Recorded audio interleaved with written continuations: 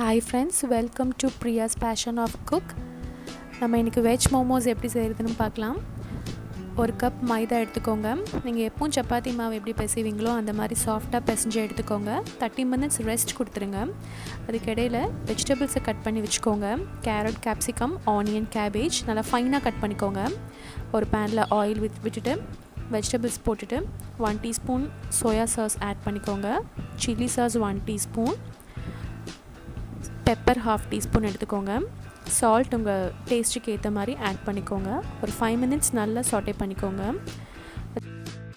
அப்புறமா நம்ம பிசைஞ்சு வச்சுருக்க மாவை எடுத்து சின்ன சின்ன பால்ஸாக போட்டு நம்ம பூரிக்கு எப்படி தேய்ப்போமோ அந்த மாதிரி தேய்ச்சிக்கோங்க. தேய்ச்சிட்டு ஒரு ரவுண்ட் ஷேப் கொண்டு வந்துடுங்க. சைட்ஸாக எடுத்துருங்க.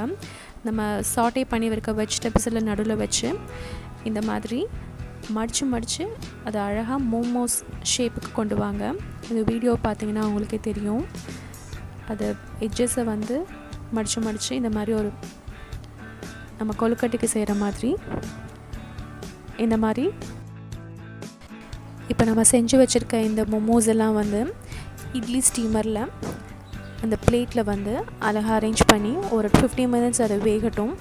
வெந்ததுக்கப்புறம் எடுத்து சர்வ் பண்ணுங்கள். சில்லி சாஸ் கூடயோ இல்லை மோமோஸ் சட்னி கூடயோ நம்ம சாப்பிட்லாம். It's a very healthy snack. Thanks for வாட்சிங்.